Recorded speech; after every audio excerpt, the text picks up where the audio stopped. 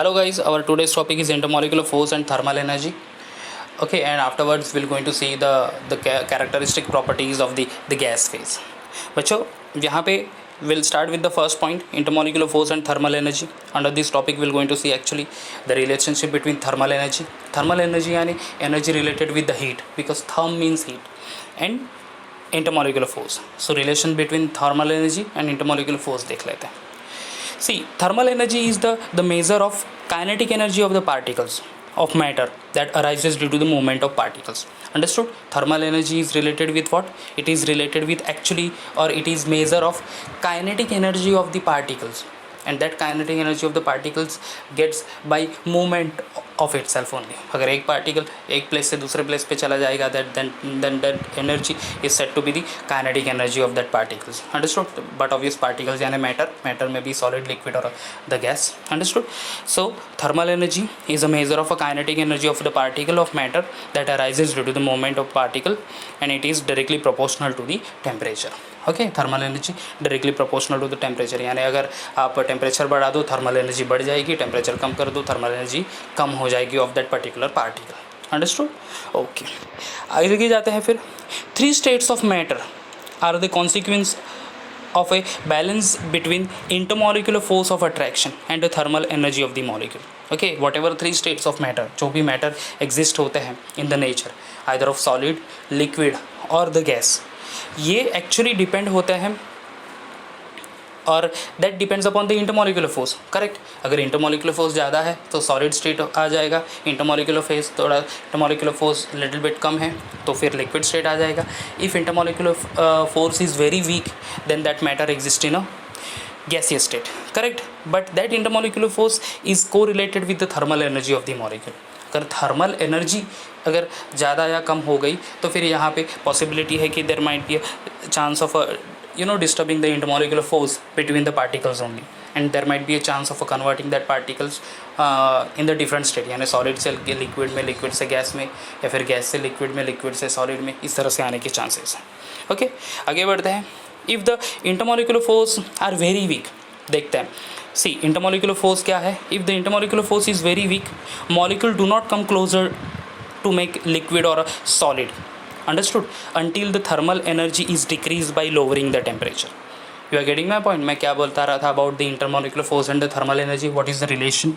सी, intermolecular force अगर बहुत ही वीक है, अंडरस्टूड, इंटरमोलिकुलर फोर्स बहुत वीक है यानी मॉलिक्यूल बहुत दूर होंगे. Okay, molecule are definitely very means far away from each other, and in that case there might be not having any certain chances to go that particles either in a solid state or a liquid state. Understood? यानी वो तो definitely gas phase में होगा unless the thermal energy is decreased by lowering the temperature. Okay, अगर उसको हमें close लाना है either in a solid state either or in the liquid state, then we need to reduce the thermal energy of that particles. अगर हमारे पास gas है, समझ लो, in one chamber we are having a CO2 gas, और gases form में intermolecular force तो बहुत ही वीक होगा. इंटरमोलिकुलर फोर्स वीक है तो फिर पार्टिकल्स तो बहुत दूर होंगे. अंडरस्टूड? थर्मल एनर्जी भी कुछ some sort of thermal energy also contains by that particle, क्योंकि वो गैसेस पार्टिकल्स तो मूव होते रहते हैं कंटिन्यूसली. करेक्ट? अब अगर हमने थर्मल एनर्जी को रिड्यूस कर दिया वहाँ पे, if we reduce the thermal energy of the substance gas particle, understood, तो क्या हो जाएगा? तो पार्टिकल्स क्लोज आ जाएंगे, particles coming closer to each other, और जैसे ही पार्टिकल्स क्लोज आते हैं मतलब एक्चुअल में क्या हुआ? Intermolecular force is increases. Understood? Intermolecular force is increases, और जैसे ही इंटरमोलिकुलर फोर्स इंक्रीज होता है तो वो गैसियस पार्टिकल्स है, जो गैसियस CO2 है, it may comes into the liquid CO2. And अगर और भी डिक्रीज़ कर लिया हमने thermal energy, and the force of attraction is increases between the particles और the molecule, that liquid CO2 may turns into the solid CO2. Solid CO2 is said to be dry ice, क्योंकि वो ice जैसा दिखता है after freezing. Understood? So that's why it is said as dry ice. So here, if the intermolecular force are very weak, molecule do not come closer to make a solid or a liquid. जब तक हम लोग thermal energy decrease नहीं कर देते, क्योंकि gas form में thermal energy सबसे ज़्यादा होती है, थर्मल एनर्जी ज़्यादा होगी actually, and that's why particles are far away from each other. No, particles एक दूसरे के साथ कोलाइड होंगे, ये प्रॉपर्टी हम लोग देखेंगे आगे वाले टॉपिक में एक्चुअली, बट कोलाइड वगैरह होंगे, and that's why the energy is higher, understood, and is energy is higher, the particles are very means far away from each other, and that's why particles away है, इसका मतलब क्या हुआ, that intermolecular force weak है। अगर हमें उस particle को क्लोजर लाना है तो thermal energy we have to reduce, understood, और एक बार थर्मल एनर्जी रिड्यूस कर ली, force of attraction will increase and in that particle में टर्न्स इनटू द लिक्विड और either in a solid state, understood. Okay, so when a substance is to be converted from its gaseous state to the solid, its thermal energy or you can say the temperature has to be reduced, understood. अगर किसी भी substance को we need to convert especially from gas to liquid or gas to solid, क्या करना पड़ेगा हमें, we have to reduce its thermal energy, यानी simply we need to decrease the temperature of that particles, gas के temperature हमें कम करना पड़ेगा, और एक बार हमने गैस का टेम्परेचर कम कर दिया, थर्मल एनर्जी डेफिनेटली कम हो गई, ओके, थर्मल एनर्जी कम हो गई तो पार्टिकल्स क्लोज आ जाएंगे and that gas have the chance to convert in a liquid state और in the solid state, understood. At this stage intermolecular force become more important than the thermal energy of the particle, okay. जैसे ही closer आता है तो the instead of thermal energy the most important part is the intermolecular force of the particle, understood. So this is all about the relationship between thermal energy and intermolecular force. Thermal energy and intermolecular force कैसे correlate करते हैं, देखो, generally thermal energy higher होगी, intermolecular force will be lower, understood, and if thermal energy is lower, intermolecular force is higher, understood. So any particle if we convert from gas, because gas having the more thermal energy, gas having more thermal energy and we need to convert it into the liquid or in the solid state, so we need to reduce the thermal energy of that gaseous substance की thermal energy कम कर दो. कैसे कम करेंगे, cool करेंगे या फिर temperature को remove करेंगे, दैट इज़ ओनली कूल करेंगे तो फिर फोर्स ऑफ अट्रैक्शन बढ़ जाएगा between the particle, force of attraction बढ़ेगा तो बट ऑब्वियस पार्टिकल क्लोज आ जाएंगे, पार्टिकल जैसे ही क्लोज आए तो स्टेट्स ऑफ मैटर चेंज हो जाएगा from solid to liquid to gas to liquid to solid, understood. So this is the relationship between intermolecular force and thermal energy. Let's go for the another topic, that is the characteristics properties of the gases. बच्चों here we're going to see exact characteristic point of the gas particles. एक one by one देखेंगे, मैं explain भी कर दूंगा each and every property. Following are the gases property. First one, gas do have very weak intermolecular forces. Yes, जैसे ही हमने पहले आगे वाले टॉपिक में पढ़ा, gases particles generally have higher thermal energy and that's why they do have very weak intermolecular force. अब intermolecular force बहुत ही वीक है, correct, between the gases particle में भी ना के बराबर होता है. That's why gases particles are actually बहुत दूर होते हैं compare to each other, okay, बहुत ही दूर, और as they are far away from each other, so वो क्या होगा, they are highly compressible. We're going to see afterwards that property also, ठीक है. So the first thing that we need to remember about the gaseous particle is gas do have very weak intermolecular force. बच्चों इस start के chapter के starting में ही हमने पढ़ा था कि what is the reason to have that matter either in a solid, liquid or in a gaseous state. तो उसका रीज़न था intermolecular force, मॉलिक्यूल के बीच का जो फोर्स है that is intermolecular force.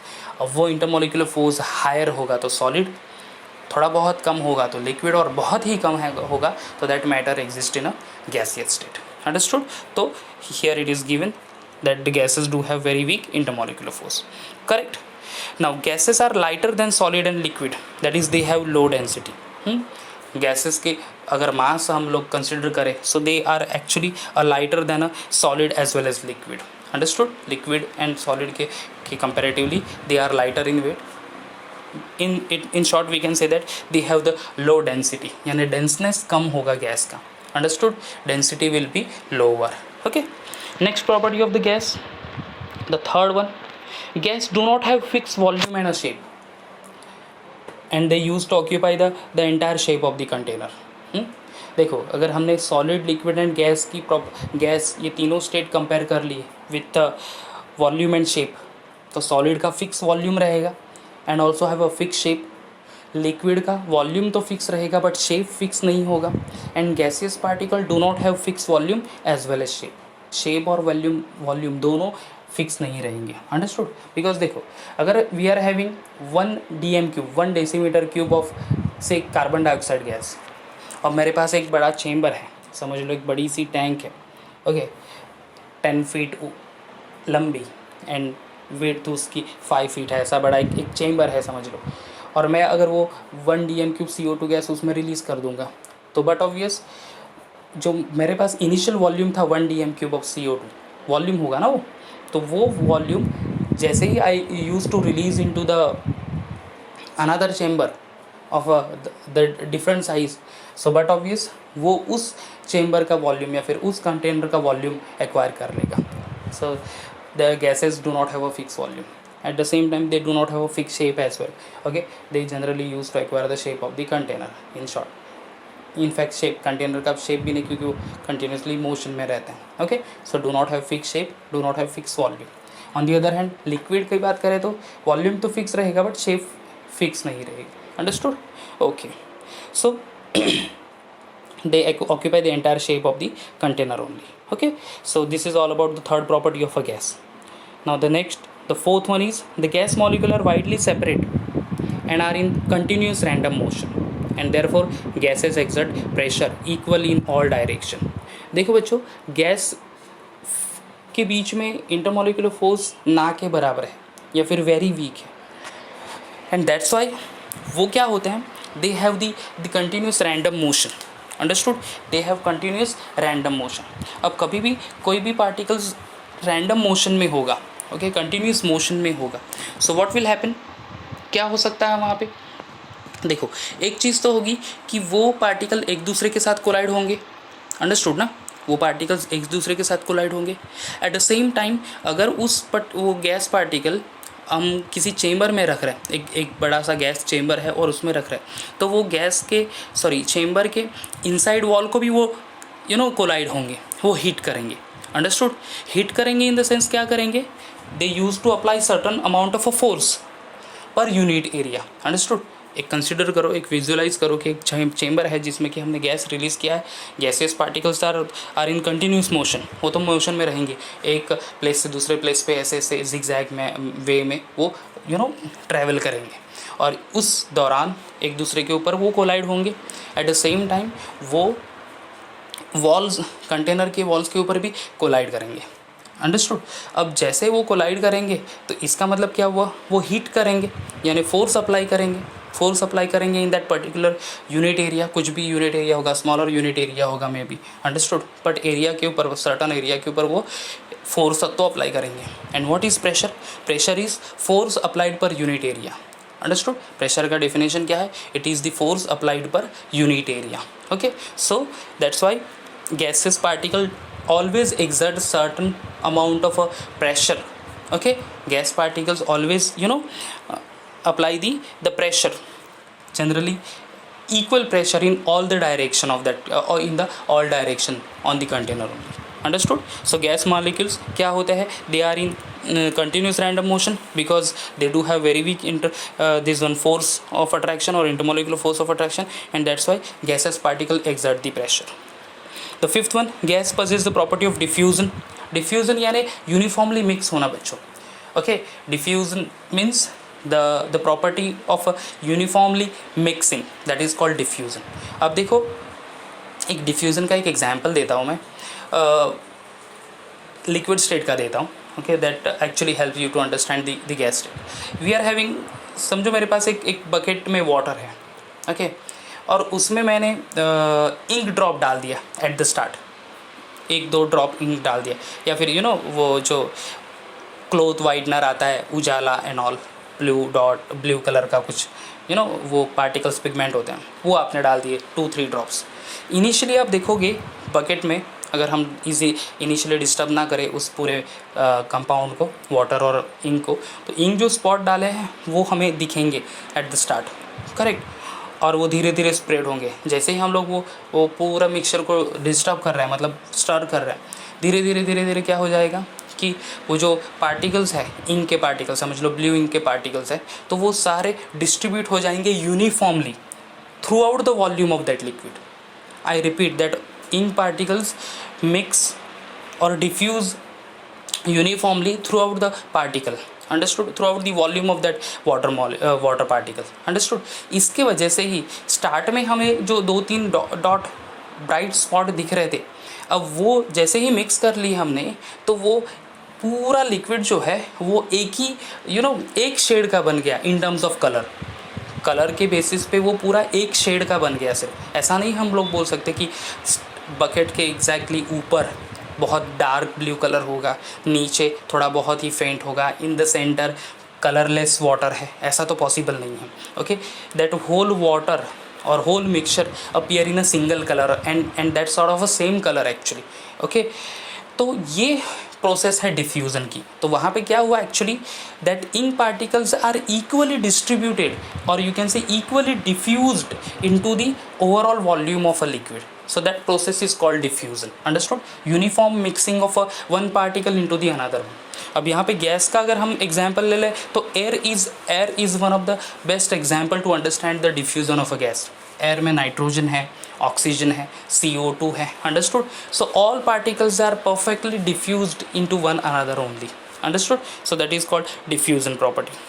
And the last one is gases are highly compressible, the sixth property. Gas highly compressible है but obvious क्योंकि gas particles बहुत दूर रहते हैं एक दूसरे के साथ, एक दूसरे के कंपैरेटिवली. क्यों? Because intermolecular force is very much weaker, understood. Weak है तो उसको हम लोग कॉम्प्रेस कर सकते हैं. ओके, तो compress हो गया तो but obvious it can come into the liquid or in the solid state, understood. So these are the property of gases. First is they have very weak intermolecular force, they are lighter than solid and liquid, they do have fixed volume but do not have fixed shape, then they are widely spread and they generally have random motion, they are in continuous random motion and due to the motion only they use to exert the pressure, they possess the property of diffusion and they are highly compressible, understood बच्चों. तो ये properties हो गए gas की characteristics property.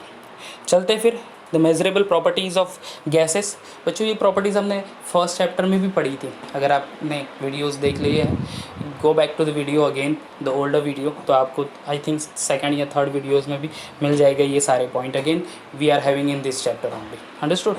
First one is the mass of a gas. Mass is denoted by small m.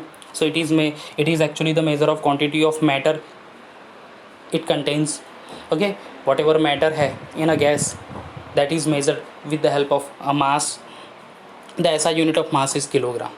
Okay, हमने fundamental quantities and उसके SI units पढ़े थे पहले चैप्टर में, तो you can go for that video, you will be getting the same point only. The SI unit of mass is kilogram. Next is volume. Everywhere gas to have the volume. Generally volume fix नहीं होगा, volume container के हिसाब से होगा only. Volume क्या actually express कर रहा है? The volume V, capital V of the gas is the amount of a space occupied by it, understood. What ever space occupied by the gas that is express by the volume only.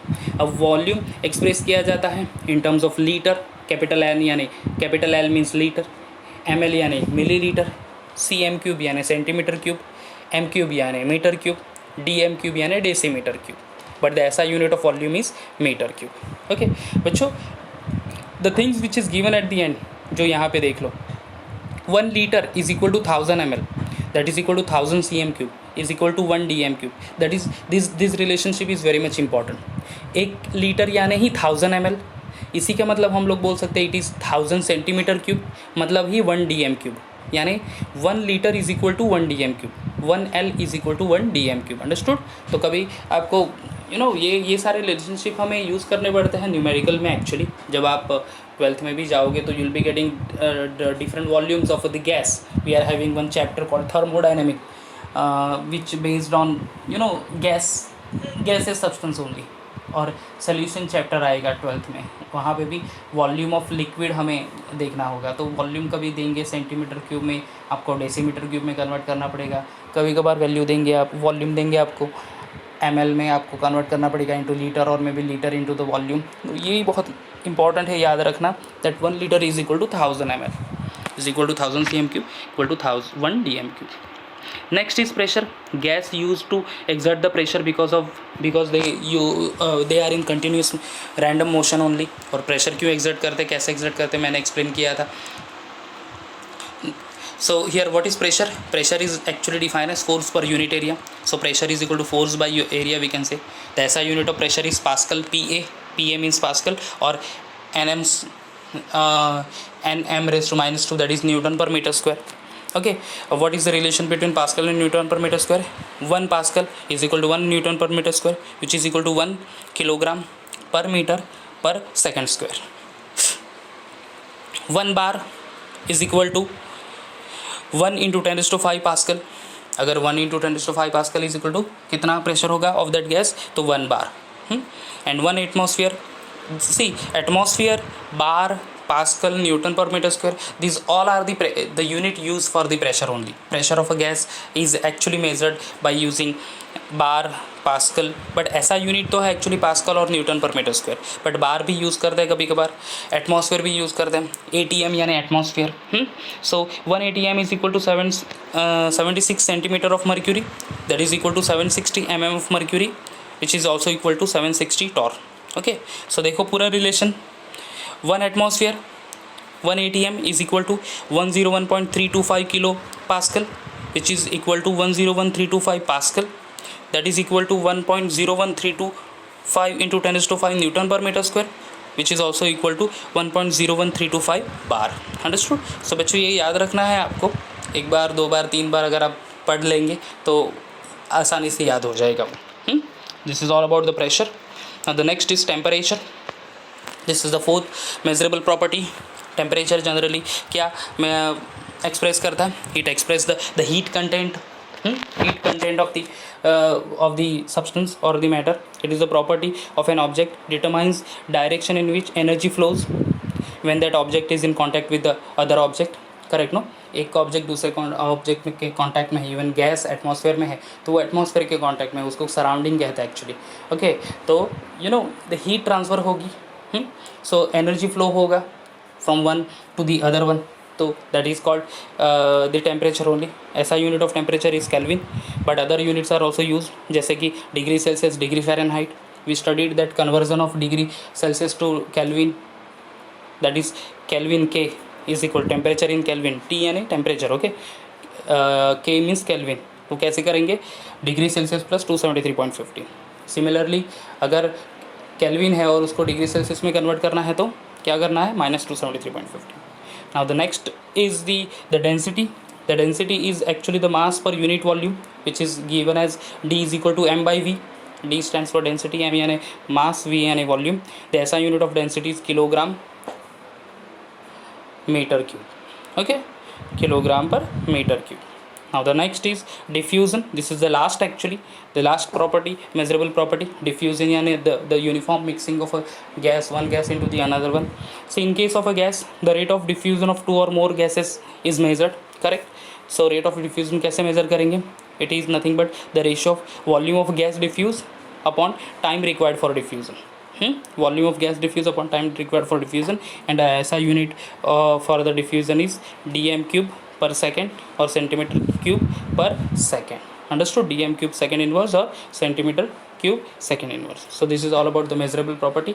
You already studied this property in first chapter also. Okay, so go through all the topic. More important is the characteristics of gas. ये सारे इस particular video में ये जो characteristics point और characteristic properties हमने gas की पढ़ी, that is the most important part. So please learn और रीड इट केयरफुली.